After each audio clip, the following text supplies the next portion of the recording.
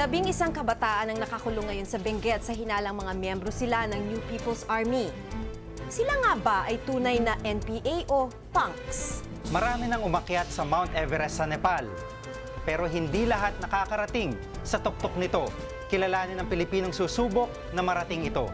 Kamakailan umapaw ang isang tangke ng gasolina sa Pandacan Oil Depot. 40,000 litro ng gasolina ang natapon. Ligtas nga ba na manirahan sa paligid ng imbakan ng gasolina? Personal naming inalam. Sinaliksik ang bawat anggulo. Bawat detalye kinumpleto. Ang lahat ng iyan ay nakatala sa Reporter's Notebook.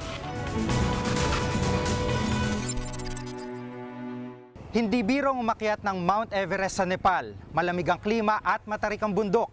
Pero tatangkayin ng kababayan nating si Romy Garduce na gawin ang di pa nagagawa ng sinumang Pilipino, ang mabutang tuktok ng Mount Everest. Kilalanin si Garduce at alamin kung bakit nais niyang marating ang pinakamataas na bundok sa buong mundo.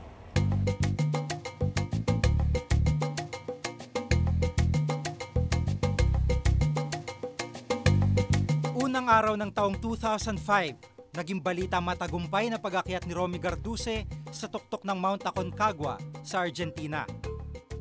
Introduce to you Mr. Romy Garduce. Pagbalik niya sa Pilipinas, isa ako sa mga sumalubong sa kanya. Mahigit 22,000 talampakan ang taas ng Mount Aconcagua.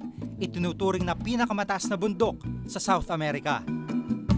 Siya ang kauna-unahang Pilipinong nakagawa nito.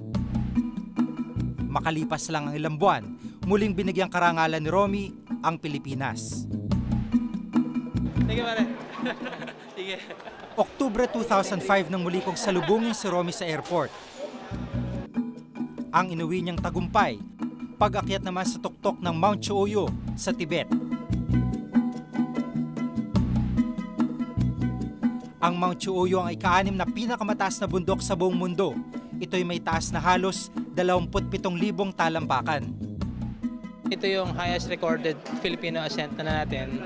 Kabi-break lang niya nung Mustagata. Mustagata I think is 24,700 feet. This one is 26,907 feet. So siya yung pinaka-highest natin.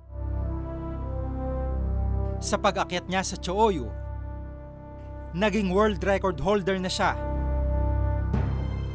Siya ang kauna-unahang Pilipinong lumagpas sa tinatawag na death zone o taas ng mahigit 8,000 metro.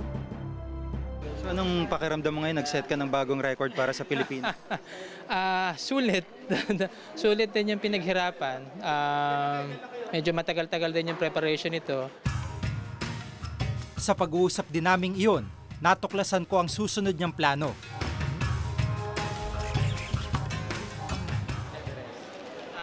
Nitong Marso, tumulak si Romy patungong Nepal.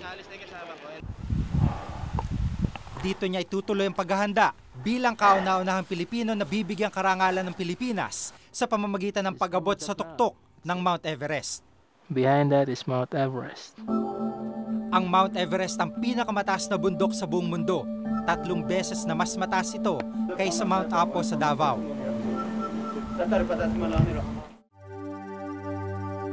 Tubong Bataan, nagsimula si Romy sa mountaineering sport nang siya'y sumali sa UP Mountaineers noong 1991. Tanda pa ni Henry Nakpil, kumpara sa tipikal na mountaineer na matipuno ang katawan, iba daw ang imahe ni Romy nung una itong pumasok sa kanilang grupo. Hindi siya yung typical athlete na we would expect to be climbing. No? He's more like the average working class person that you might encounter in the street. After base ka? After base ka. Dahil sa katangiang ito, hindi daw niya inisip na balang araw ay maraming karangalang ibibigay si Romy sa Pilipinas sa larangan ng mountaineering. Wala ring senyales na balang araw ay aakyat si Romy ng Everest.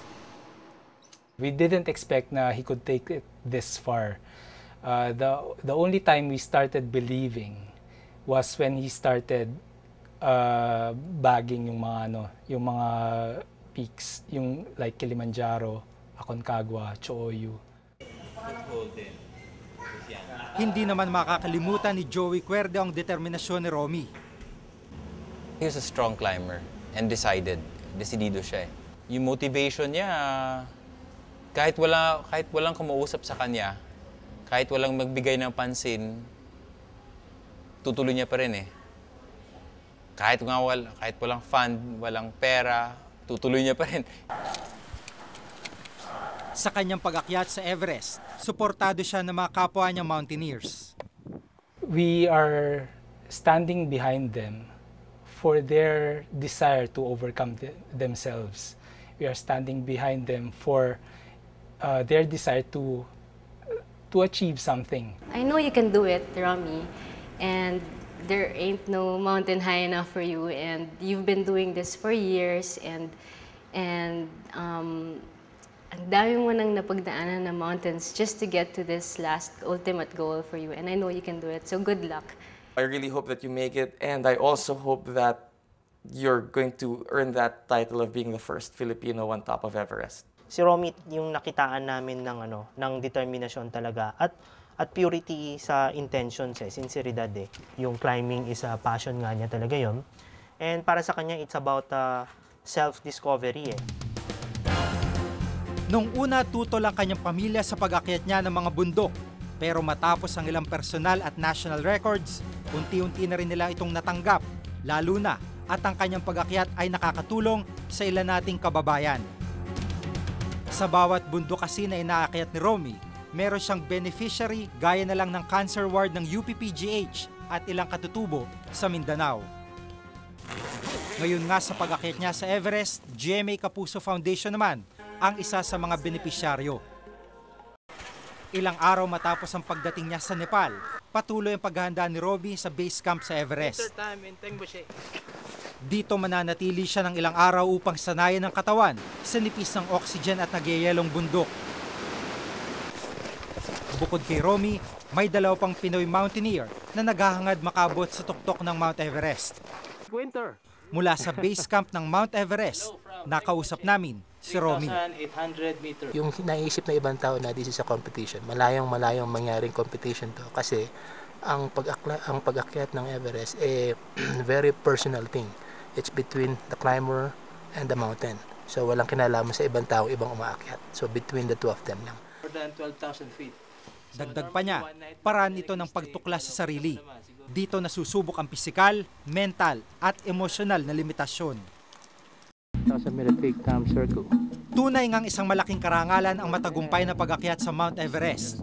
Pero kay Romy, hindi ito sapat na dahilan upang mahati ang bayan.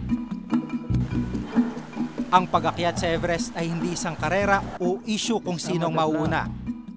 Ang mahalaga daw, Pilipino naman ngayon ang susubok umapak sa tuktok ng pinakamataas na bundok sa mundo. Ako si Jig Manikad at itong nakatala sa aking Reporter's Notebook.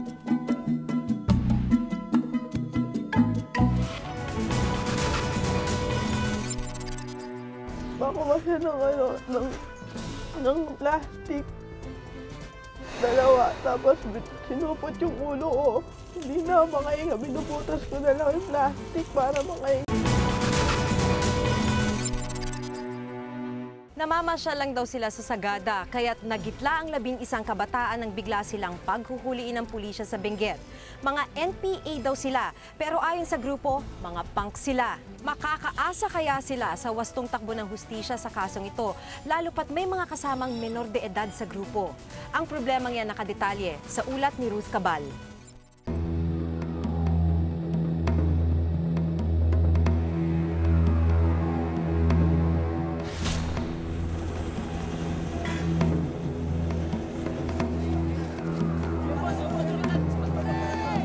Sa gitna ng trahedya sa Southern Leyte,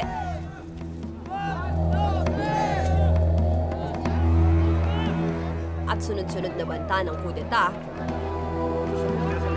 Sinabi nila na wala iririgip sa amin. natabunan ng balitang ito ang pagkakahuli sa 11 kabataang hinihinalang mga miyembro ng New People's Army sa Bugyas, Benguet. Mag-iisang buwan matapos ang pag-aresto sa mga bata, nananatili silang nakapiit sa Benguet Provincial Jail. Nang dalawin namin si Grace, 15 anyos at ang nag-iisang babae sa 11 na aresto, maliwalas ang kanyang mood. Kung kalagayan niya ngayon ang pag-uusapan, maayos naman daw ito. Pero kung ang mga kaganapan sa pagkakakulong niya at ng kanyang mga kaibigan ang pag-uusapan, halos manginig na siya sa takot. Pakuha siya ng plastic. 2, tapos sinupot yung ulo ko.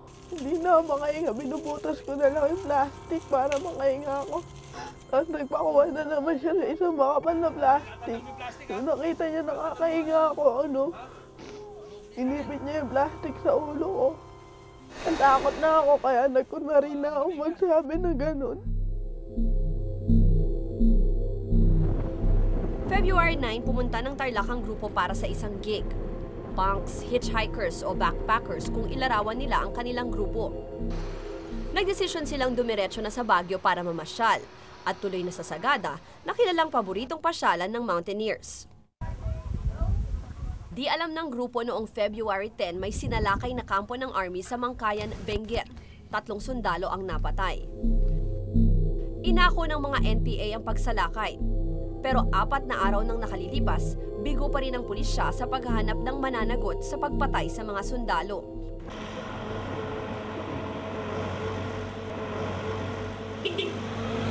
Dito sa bahaging ito ng Halsema Highway, nagtayo ng checkpoint yung PNP Provincial Mobile Group. Bandang tanghali ng February 14, pinahinto nila yung isang dump truck matapos makakuha ng tip na doon daw nakasakay yung mga hinihinalang miyembro ng NPA. Ang tinutukoy ang grupo nila Grace. On the spot, inaresto sila kahit walang naipakitang warrant of arrest ang mga otoridad. Walang warrant yun kasi parang hot pursuit ang namin doon eh. Kaya continuous yung operation namin. So, ganon. Naka-receive kami ng information. Nag-set up kami ng checkpoint dyan sa highway. Gulat na gulat raw ang grupo nila Grace. Dumapa po kami sa gitna ng kalsada, tapos hiniwala yung mga bag namin. Tapos yuko lang ng yuko. Pag may umangat ang mukha, ayun o, sinisipa ho kami sa likod, sa tagiliran. Tapos yung mga cellphone, ihiwalay sa katawan namin. Kaya napilitan po kaming ihiwalay yung mga cellphone sa katawan namin dahil nakatutok na ho sa amin yung mga malalakas na kalibre ng baril eh. Ang na-monitor yun sa kanila, they were just... Ayon kay Colonel Brent Madjaco, hepe ng arresting team, dinala ang mga suspect sa kampo. 6 na oras lang daw sila doon at pagkatapos ay tinurn over na para dalhin sa provincial jail. Tinurn over namin sa na-create na investigating body na galing sa region. Pero kwento ng mga bata, nag-overnight pa sila sa kampo at doon nangyari ang umano'y pagtutorture sa kanila.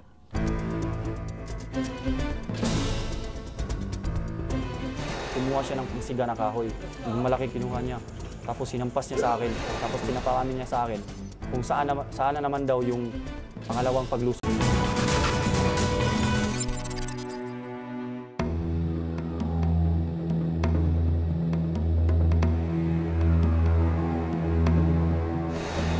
Kumuha siya ng pangsiga na kahoy. Yung malaki ganito kalaking kahoy ng pangsiga. Kinuha niya. Tapos sinampas niya sa akin. Tapos pinapakamin niya sa akin kung saan na naman daw yung pangalawang paglusob namin. O tapos wala naman talaga akong alam. Sinasabi ko sa kanya, wala talaga siyang makuhang impormasyon sa akin. Wala silang nakuhang gasolina. Ang ginawa na lang nila, nilagyan ako ng gulong ng 6x. 2. Tapos pinatayo ako habang may nakadagan sa akin na gulong ng 6x. Tinanggi ng arresting officers ang binibintang na pananakit nila. Nakuha nila sa encounter siguro yun. Pero dito walang pan dito. Yung sabi nila na torture, walang torture dito. Pinakita pa nga nila ang picture ng boodle fight kasama ang mga bata. Sinuntok ko ako sa iba't ibang bahagi ng katawan, tapos pinuhusan ko kami ng tubig na malamig. Pinuhusan ko ng tubig na malamig, tapos pinagbubad ako. Ang lamig ng lugar. So nangangatog kami. Sa resulta ng medical certificate na ginawa ng Benguet Hospital at ng non-governmental organization clinic, iisa ang kapansin-pansin ang mga pasa at sugat na nakita sa mga bata.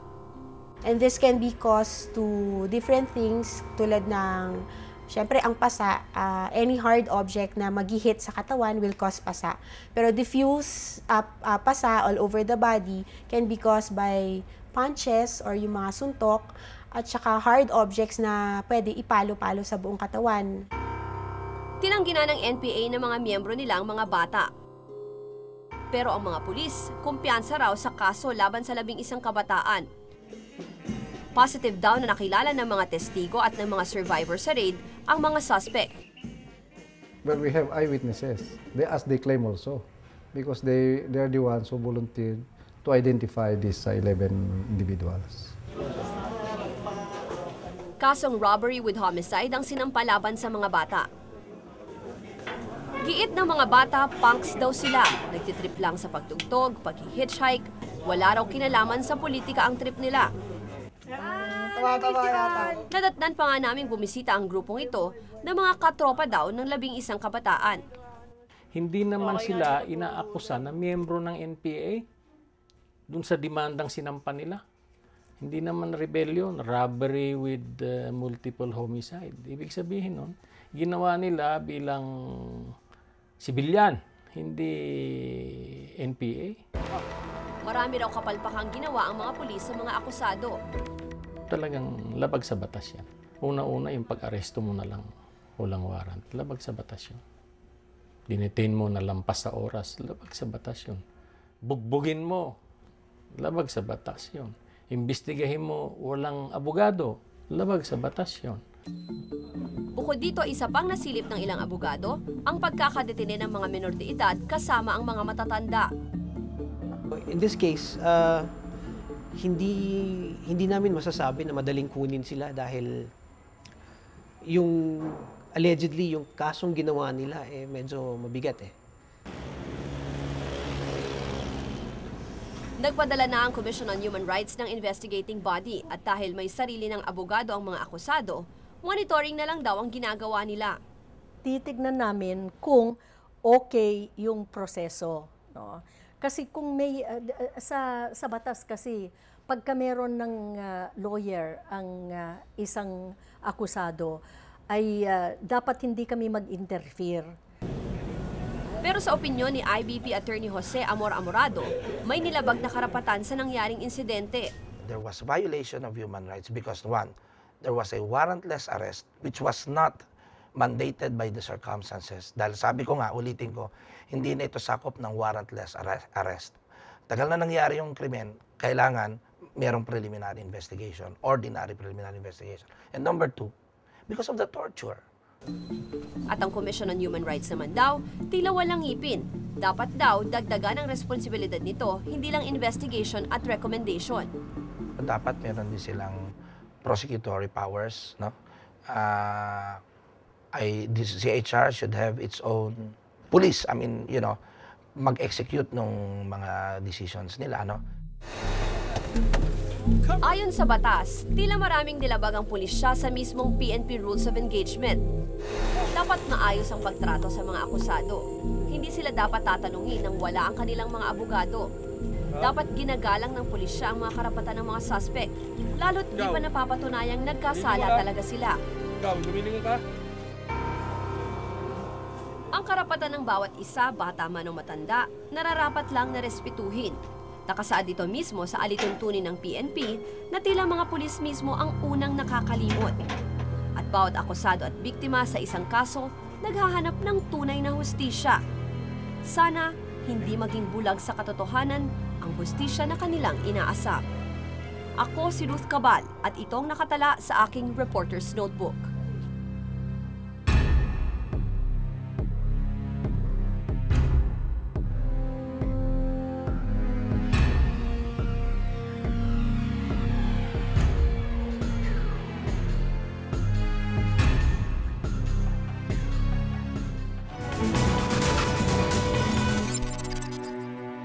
Huwebes, umapaw ang isang tangke ng gasolina sa Pandacan Oil Depot habang kinakargahan ito. Yung kanilang lugar kung masunog na yan, ay sigurado madadami. Umapaw daw ang tangke ng gasolina sa Pandacan Oil Depot sa Maynila. Napapaligiran ng lugar ng mataong komunidad. 40,000 litro ng gasolina ang natapon at nalagay sa peligro ang buhay ng tao. Paano nga bang napunta ang malaking impakan ng gasolina sa gitna ng mga kabahayan sa Maynila? Ang problemang yan nakadetalye sa report ni Mark Salazar.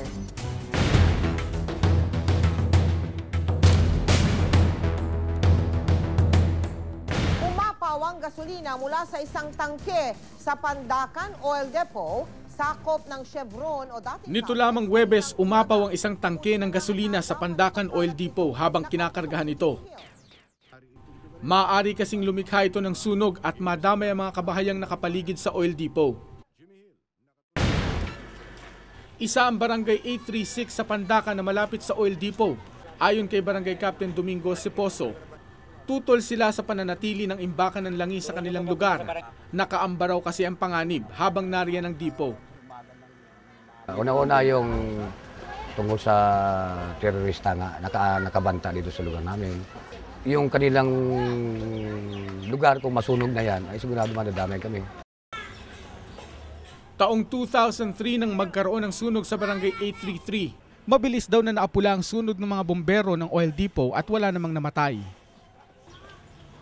Pero payag pa rin ng Barangay 833 na manatili ang oil depot sa kinalalagyan nito. Nabibigyan dito ng mga trabaho. Meron ditong medical, dental, yung tuli, scholar.